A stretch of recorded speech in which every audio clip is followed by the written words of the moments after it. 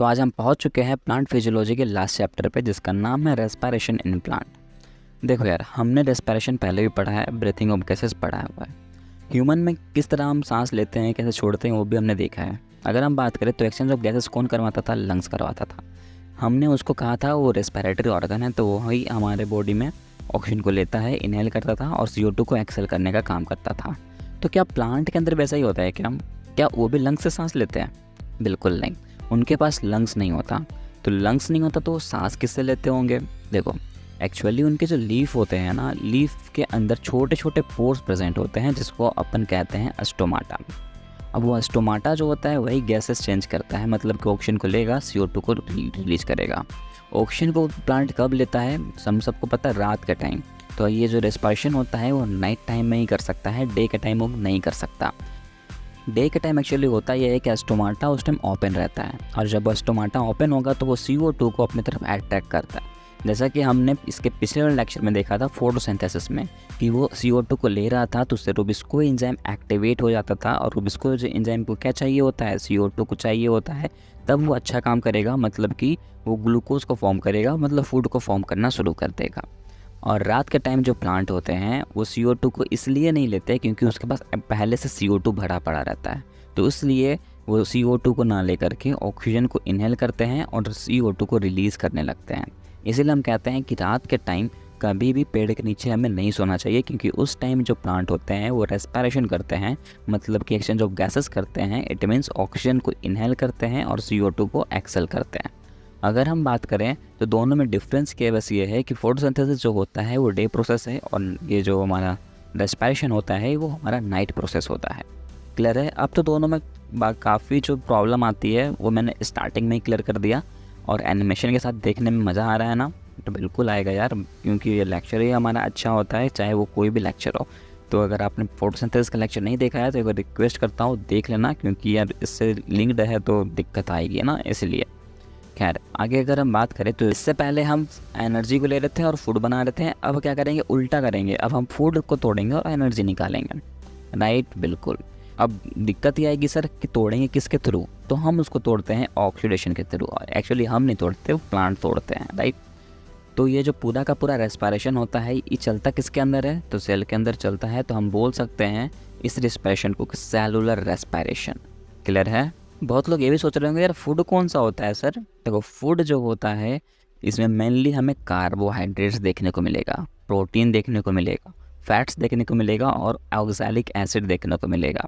यही चार के बारे में एनसीईआरटी ने जिक्र किया है, पर ज़्यादा इम्पोर्टेंट उसने कार्बोहाइड्रेट को बनाया है, क्योंकि सारे टॉपिक्स हमारे इस लेक्चर में नहीं हैं। कुछ पार्ट डिलीट हो चुके हैं और कुछ पार्ट एनसीईआरटी ने 12th प्लस में रखा है, मतलब कि जब आप ग्रेजुएशन करोगे तब भी आपको ये सब पढ़ना है। तो जितना 12th की बात है मैं बता दूंगा, ओके? और नीट में जो जाएगा वो भी बताऊंगा। अरे यार क्या करूँ, मेरा काम ही है बताना, हो गया ना? बिल्कुल। तो जो कार्बोहाइड्रेट होता है इसके अंदर सिंपल शुगर प्रेजेंट होते हैं, जिसको अपन कहते हैं ग्लूकोज। राइट, बिल्कुल। अब देखो, ये जो हमारा यहाँ प्रोसेस होने वाला है, एक्चुअली जो फूड होता है किस फॉर्म में होता है? ग्लूकोज के फॉर्म में होता है, ये हमने देख लिया। तो ग्लूकोज में कितने कार्बन के चेन होते हैं? 6 कार्बन के चेन होते हैं। वो टूटते हैं किसमें? 2 पायरुविक एसिड में, जैसा कि हमने जब साइकिल पढ़ा था। कौन सा साइकिल? याद करो, हमने कैल्विन साइकिल पढ़ा था। कब? फोटोसिंथेसिस में। तो उस टाइम हमने कहा था कि रूबिस्को एंजाइम जो होता है वो पहले क्या कर रहा था? CO2 को ऐड कर रहा था, 6 कार्बन का चेन बन रहा था, ग्लूकोज के फॉर्मेशन हो रहा था। उसके बाद वो 2 पायरुविक एसिड में तोड़ दे रहा था, जिसको हमने कहा भी था कि ये 3 कार्बन का चेन होगा और फर्स्ट कार्बन में एक फॉस्फेट ग्रुप अटैच हो जाएगा। जी हाँ, जिसने देखा होगा उसको याद आ रहा होगा, जिसने नहीं देखा है उसका याद ही नहीं आएगा, है ना? इसीलिए मैंने कहा था लिंक्ड है, तो देख लेना। और हाँ, ये मज़ेदार भी है, भरोसा रखो। आगे सुनते हैं। ग्लूकोज है वो पायरुविक एसिड में टूट जाता है, 2 पायरुविक एसिड बनाएगा। तो मैंने एक लिखा है, आपको 2 लेके चलना है। मैंने लिखा भी है कि 2 पायरुविक एसिड है, 2 × 3 कार्बन। राइट, बराबर है, बिल्कुल। तो ये पायरुविक एसिड जो होते हैं आगे जा कर के 2 रिएक्शन करेंगे, एक करेगा एरोबिक रेस्पिरेशन, एक करेगा एनारोबिक रेस्पिरेशन। एरोबिक रेस्पिरेशन में कहने का मतलब है कि ऑक्सीजन प्रेजेंट होगा और एनारोबिक में ऑक्सीजन एब्सेंट होगा। अगर हम बात करें तो ये जो एरोबिक रेस्पिरेशन होता है इसके अंदर हमें लिंक रिएक्शन देखने को मिलेगा। उसके हम एसिटाइल कोएंजाइम ए को कैसे बनाएंगे वो देखेंगे, और क्रेब्स साइकिल देखेंगे, जो तीनों इंपॉर्टेंट है नीट के रिगार्डिंग भी और बोर्ड के रिगार्डिंग भी। यहाँ तक कि आप जब ग्रेजुएशन भी करोगे ना तो उस लेवल में भी आपको ये क्वेश्चन पूछता है। अगर हम बात करें तो एनारोबिक में क्या होगा सर, तो एनारोबिक में होता है फर्मेंटेशन, किसका, तो अल्कोहल का और लैक्टिक एसिड का, जो होगा किसके साथ, ऑक्सीजन के एब्सेंस में। अगर हम बात करें तो ये जो हमारा एरोबिक रेस्पिरेशन होगा ये माइटोकॉन्ड्रिया के मैट्रिक्स रीजन पे चलने वाला है। दूसरी बात, अगर क्वेश्चन ये भी आता है कि जो ग्लूकोज से पायरुविक एसिड बन रहा है वो किसके अंदर बन रहा है सर, तो वो बनता है साइटोप्लाज्म के अंदर। दूसरी बात, ये जो ग्लूकोज टू पायरुविक एसिड बनता है इसके अंदर पेराइटल ऑक्सीजन होता है। मतलब कि अगर क्वेश्चन आपसे ये पूछता है कि किस किस के अंदर ऑक्सीजन प्रेजेंट है, तो हम ये भी बोलेंगे कि जो ये ग्लूकोज टू पायरुविक एसिड बन रहा होगा ये भी प्रोसेस ऑक्सीजन के प्रेजेंस में हो रहा होगा। लेकिन अगर क्वेश्चन ये भी पूछे कि बताओ कौन कौन एनारोबिक रेस्पिरेशन है, तो हमें ग्लूकोज टू पायरुविक एसिड को भी एनारोबिक रेस्पिरेशन में लेना पड़ेगा। खैर यार, अब ज़्यादा कॉम्प्लेक्स ना करते हुए बस इतना समझो आप लोग कि एरोबिक रेस्पिरेशन होता है, एनारोबिक रेस्पिरेशन होता है। एरोबिक होता है क्रेब्स साइकिल के अंदर, एसिटाइल कोएंजाइम ए के अंदर और लिंक रिएक्शन के अंदर, और एनारोबिक रिएक्शन होता है फर्मेंटेशन के अंदर। और ये जो हमारा ग्लूकोज टू पायरुविक एसिड बन रहा है ये होता है पार्शियल ऑक्सीजन और पार्शियल ऑक्सीजन के एब्सेंस में, बस और कुछ भी नहीं है। ग्लूकोज टू पायरुविक एसिड बन रहा है इसका मतलब ग्लूकोज टूट रहा है, जो टूटने को हम कहते हैं लाइसिस, बायोलॉजिकल वर्ड है याद रखना। लाइसिस का मतलब होता है ब्रेक डाउन, मतलब टूटना। तो किसको तोड़ा हमने, ग्लूकोज को तोड़ा, इसलिए यहाँ वर्ड लगाएंगे हम ग्लाइकोलाइसिस। क्या लगाएंगे, ग्लाइकोलाइसिस। और ग्लाइकोलाइसिस कहाँ पर हो रहा है, तो साइटोप्लाज्म के अंदर हो रहा है। ग्लाइकोलाइसिस होने के बाद क्या होगा, एरोबिक रिएक्शन होगा और एनारोबिक होगा। एरोबिक जब होगा तो करेगा लिंक रिएक्शन, उसके बाद क्या बनाएगा, क्रेब्स साइकिल करेगा, राइट। तो देखो ये एक्चुअली अब इसके डिटेल में नहीं जाना है, मैंने जो जो लिखा है आपको वो याद रहेगा तो आप क्वेश्चन भी सॉल्व कर सकते हो और बोर्ड्स में जो क्वेश्चन आते हैं वो भी आपका सॉल्व हो जाएगा और कन्फ्यूज्ड भी नहीं होगे। सुनो बस, है ना। जब ग्लाइकोलाइसिस होता है इट मीन्स ग्लूकोज जब टूटता है पायरुविक एसिड में तो उस टाइम 8 एटीपी मिलता है। कितने एटीपी मिलते हैं, 8 एटीपीज मिलते हैं। देखो यार फॉर्म नहीं हो रहे, मिलते हैं, क्योंकि हमने तोड़ा है उसे, तोड़ने में तोड़ा तो क्या निकला, एनर्जी निकला। कितने एटीपी निकले, 8 एटीपी निकले। किस फॉर्म में निकले हैं वो पे देखो, 4 निकलेगा एटीपी के फॉर्म में और 2 निकला है NADPH2 के फॉर्म में। तो आप बोलोगे सर ये हमें एटीपी तो पता है लेकिन ये NADPH2 है क्या, ये भी एनर्जी का फॉर्म है। जिसको फोटोसिंथेसिस देखा है वो बता देगा कि ये भी एक एनर्जी का फॉर्म होता है, लेकिन ये एनर्जी का फॉर्म कहीं भी यूज नहीं किया जा सकता है। तो इसको हमें क्या करना रहता है, एटीपी के फॉर्म में कन्वर्ट करना रहता है। तो एटीपी के फॉर्म में किस तरह कन्वर्ट करता है, माइटोकॉन्ड्रिया, वो हमने पहले ही देखा है। एटीपी सिंथेस एंजाइम होता है वो इसको लेता है और एटीपी सिंथेस एंजाइम के थ्रू जाते ही ये जो है NADPH2 होता है ये कन्वर्ट हो जाएगा एटीपी में। किस तरह होगा हम लास्ट में देख लेंगे, भरोसा रखो। पर अभी जितना मैं बता रहा हूँ उतना समझते चलो, ओके, ताकि आगे मेरा दिक्कत नहीं होगी यार, इसलिए मैं बता रहा हूँ ऐसा। तो बता देता हूँ, ये जो NADH2 होता है, एक NADH2 में 3 एटीपी प्रेजेंट होते हैं और FADH2 कहीं दिख जाता है तो इसका मतलब समझना उसके अंदर 2 एटीपी फॉर्म होंगे। देखो यार अगर इसके लिए भी लॉजिक लगाना है ना तो एक मैंने छोटा सा ट्रिक बनाया है। एटीपी जो है वो हमारा रियल गैस है जिसको हम कहीं भी यूज़ कर सकते हैं, कोई भी स्टोर में जाके यूज़ कर सकते हैं। लेकिन ये जो हमारा NADH2 और FADH2 होता है इसको मैं चेक में बोलता हूँ। चेक इसलिए क्योंकि हम चेक को सिर्फ और सिर्फ बैंक में ही जाके विड्रॉ कर सकते हैं, मतलब एक स्पेसिफिक लोकेशन में ही हम इसको विड्रॉ कर पा रहे हैं। वो जाता है इलेक्ट्रॉन ट्रांसपोर्ट चेन के थ्रू और वहाँ से फिर हम उसको विड्रॉ करते हैं, एटीपी के फॉर्म में कन्वर्ट करते हैं और प्लांट जो होता है फिर उसको कहीं भी यूज़ कर सकता है, राइट। अरे यार इतना डिटेल में भी नहीं जाओ, जितना बता रहा हूँ उतना सुन लो, काफ़ी है। अगर हम बात करें तो ये जो ग्लाइकोलिसिस होता है उसके बाद हमारा कंप्लीट होगा लिंक रिएक्शन। तो जब लिंक रिएक्शन हम देखेंगे तो उस टाइम हमें 6 एटीपी मिलेगा, मतलब कि 2 NADPH2 के फॉर्म में। उसके बाद होगा क्रैब साइकिल। अब क्रैब साइकिल जब होता है तो 2 एटीपी मिलता है, 2 FADH2 मिलते हैं और 6 NADH2 मिलते हैं। जब आप इसको कंप्लीट करके कैलकुलेट करोगे तो रिजल्ट आएगा 24 एटीपीज़, ओके। तो टोटल अगर हम बोलें कि हमारा एरोबिक रेस्पिरेशन में कितना एटीपी खर्चा हुआ तो हम कैलकुलेट करेंगे तो रिजल्ट आएगा हमारा 38 एटीपी। कितना आएगा, 38। अब तो क्लियर हो रहा है ना यार कि अगर मैंने कहीं भी कहा, जब क्वेश्चन में कभी भी ऐसा पूछा कि और एरोबिक रेस्पिरेशन के अंदर कितने एटीपी खर्चा हो रहा है, तो टोटल 38 एटीपी।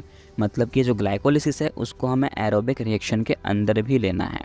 और अगर कभी क्वेश्चन पूछ दे कि लिंक रिएक्शन में या फिर क्रैब साइकिल में कितना होगा तो उतना में हम कैलकुलेट कर सकते हो 24 और इसमें 6 जोड़ दो कितना होगा, 30 हो जाएगा। तो हम बोल सकते हैं लिंक रिएक्शन और क्रैब साइकिल को मिला करके 30 एटीपी हमें मिलता है।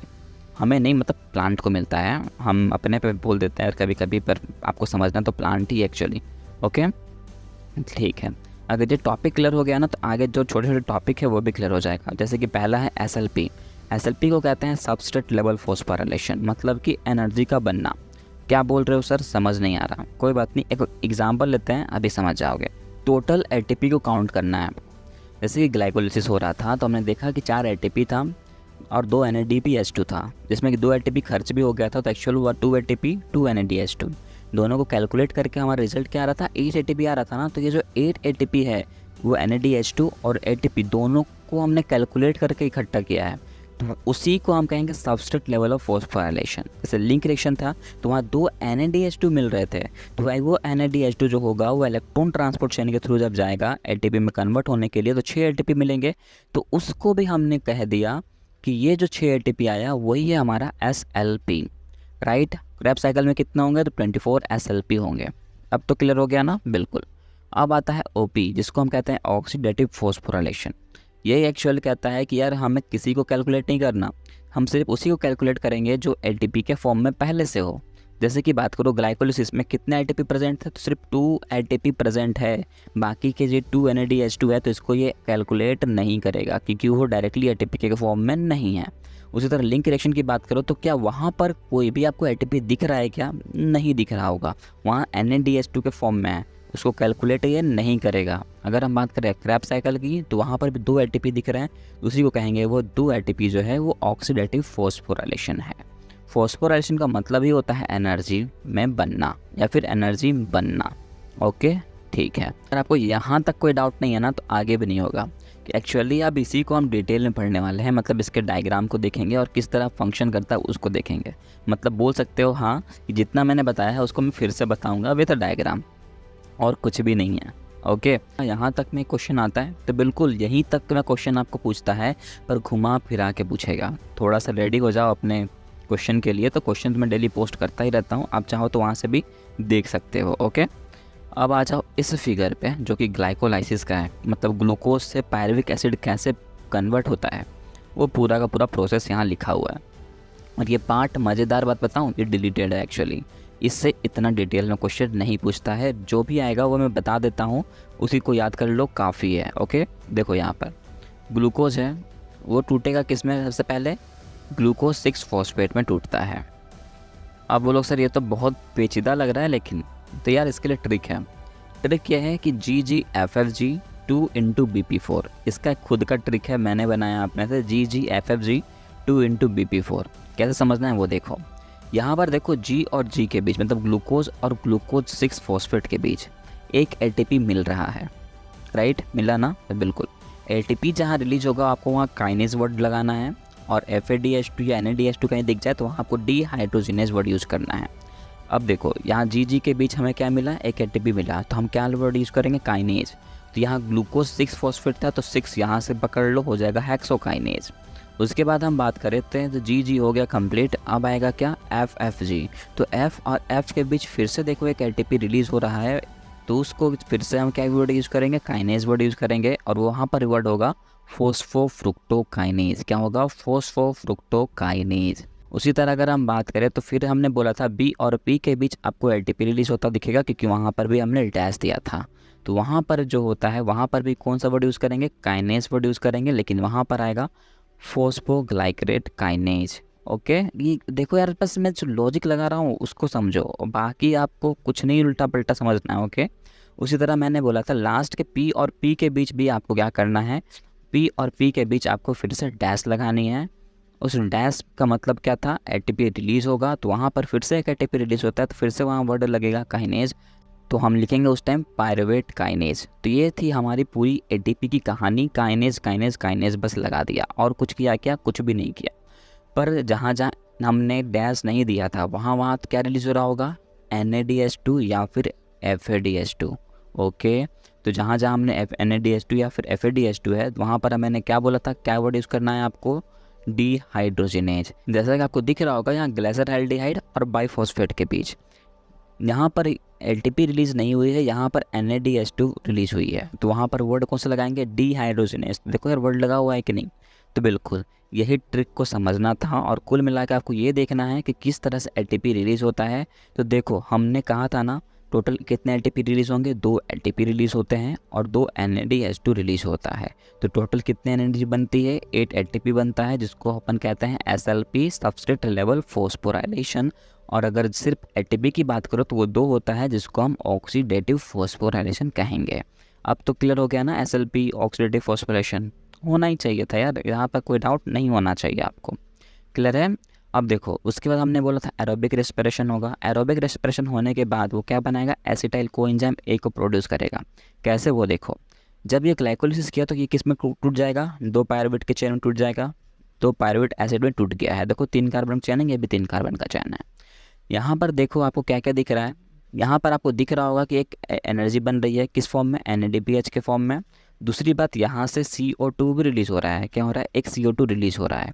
देखो जब एक CO2 रिलीज़ हो रहा है तो कहने का मतलब एक कार्बन जो है वो गायब हो जा रहा है। तो वहाँ पहले था 3 कार्बन का चेन, अब हो जाएगा 2 कार्बन का चेन, उसी को हम कहते हैं एसिटाइल कोएंजाइम ए। उसी तरह दूसरा पायरुवेट एसिड को देखो, क्योंकि 2 पायरुवेट एसिड बनेंगे ना, याद करो यार, एक ग्लूकोज था 6 कार्बन का, तो 2 पायरुवेट एसिड बनेगा ना 3 कार्बन का। तो दूसरा जो का पायरुवेट एसिड है उसमें भी सेम कहानी होगी, वहाँ पर भी एटीपी बनेगा, किस फॉर्म में, NADPH2 के फॉर्म में, और वहाँ से भी एक CO2 रिलीज़ हो जाएगा। और अगर हम बात करें तो वहाँ पर एक CO2 जब रिलीज़ होगा तो वहाँ पर क्या होगा, कोएंजाइम ए आ जाएगा, तो बन जाएगा एसिटाइल कोएंजाइम ए, जो कि 2 कार्बन का चैन हो जाएगा। तो यहाँ पर भी एक CO2 रिलीज़ हो रहा है। तो यहाँ पर एक चीज़ हमने समझ लिया, अगर एक ग्लूकोज टूटेगा तो 2 पायरुवेट एसिड बनेंगे, और 2 पायरुवेट एसिड बनेंगे तो दोनों में से एक CO2 रिलीज़ होगा। क्वेश्चन आपको कंफ्यूज कर देगा कि बताओ एक पायरुवेट एसिड में कितने CO2 रिलीज़ होते हैं, तो सिर्फ एक। लेकिन अगर पूछ दे क्वेश्चन कि एक ग्लूकोज में कितने CO2 रिलीज़ होंगे, तो बोलोगे सर 2। जैसा कि हमने देखा है पायरुवेट एसिड में कि 2 CO2 रिलीज़ होते हैं, राइट। तो आप क्वेश्चन पे डिपेंड करता है कि क्या क्वेश्चन पूछेगा और आपको किस तरह से उसको आंसर को टिक करना है। ओके, तो हमने एसिटाइल कोएंजाइम ए कैसे बनता है वो भी देख लिया। अब एक एसिटाइल कोएंजाइम ए से एक क्रैब साइकिल होना है, तो 2 एसिटाइल कोएंजाइम ए से कितने क्रैब साइकिल बनेंगे, तो 2 क्रैब साइकिल बनेंगे। अगर मैं आपको एक डिक्टेट कर देता हूँ तो दूसरा साइकिल तो ऑटोमेटिकली समझ जाओगे कि सेम ही तो चलेगा ना, बिल्कुल। तो हम क्रैब साइकिल को देखने वाले हैं। तो जैसे यहाँ एसिटाइल कोएंजाइम ए यहाँ फॉर्म हो जाता है तो वहाँ उसके बाद एक साइकिल बनता है, उस साइकिल को कहते हैं क्रैब साइकिल। यहाँ पर देखते जाना किस तरह चेंज होता जाता है।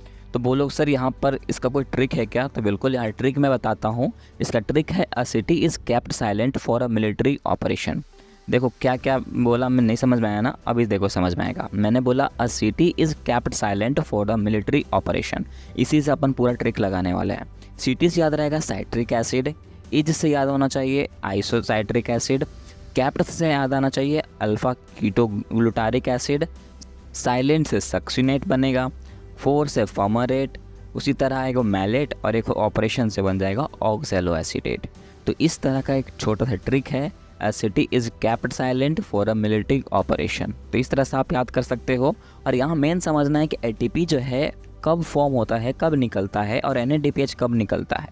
तो देखो यार, सबसे पहले अगर देखा जाए तो सबसे पहले जो निकलता है वो CO2 निकलता है। वो भी कब निकलता है, तो जब आइसोसाइट्रिक एसिड फॉर्म होता है उस टाइम। उसके बाद सबसे पहले एक CO2 रिलीज़ हो जाता है।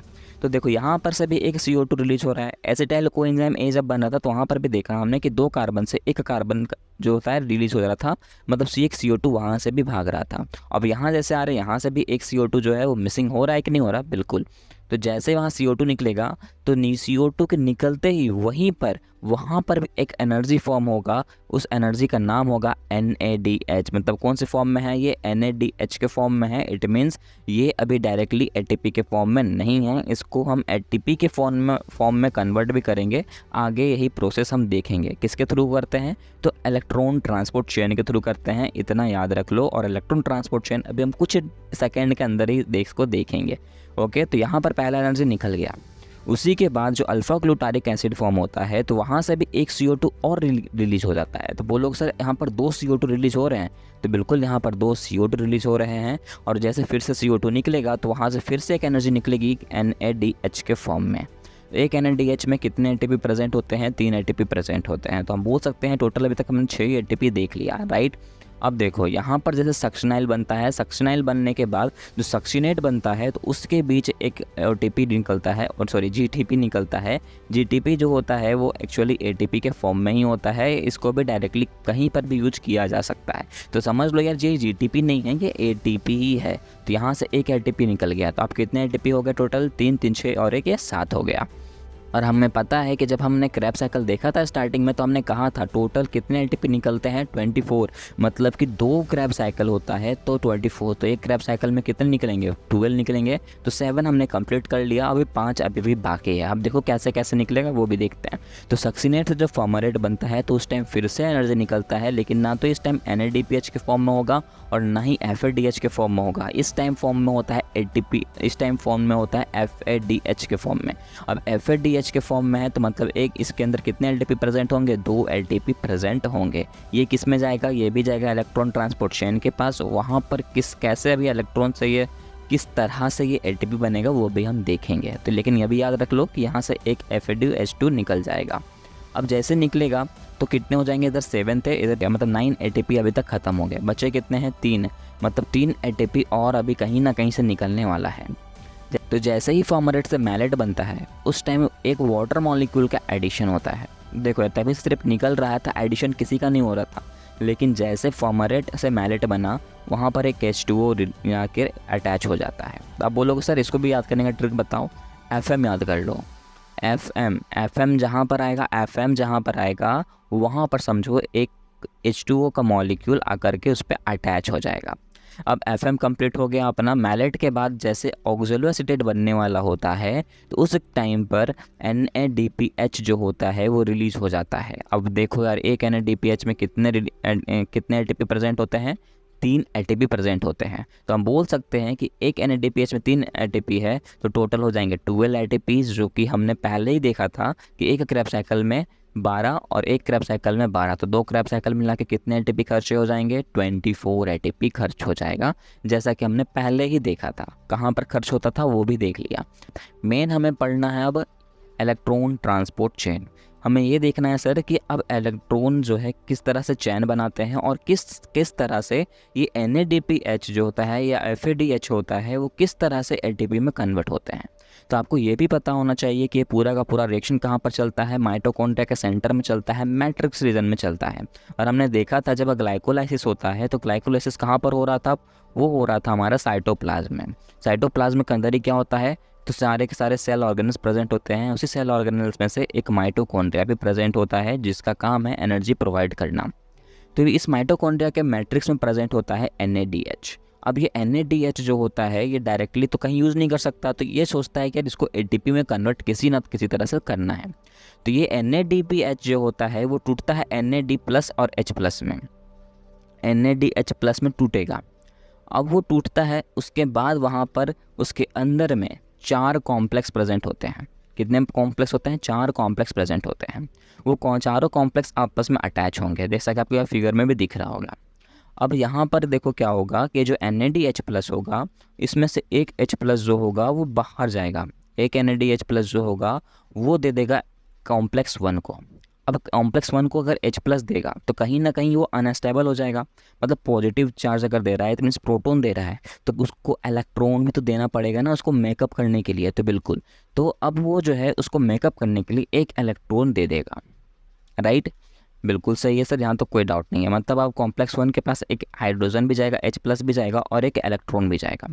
तो वो H+ जो होगा वो बाहर रिलीज कर देगा। कहाँ पर?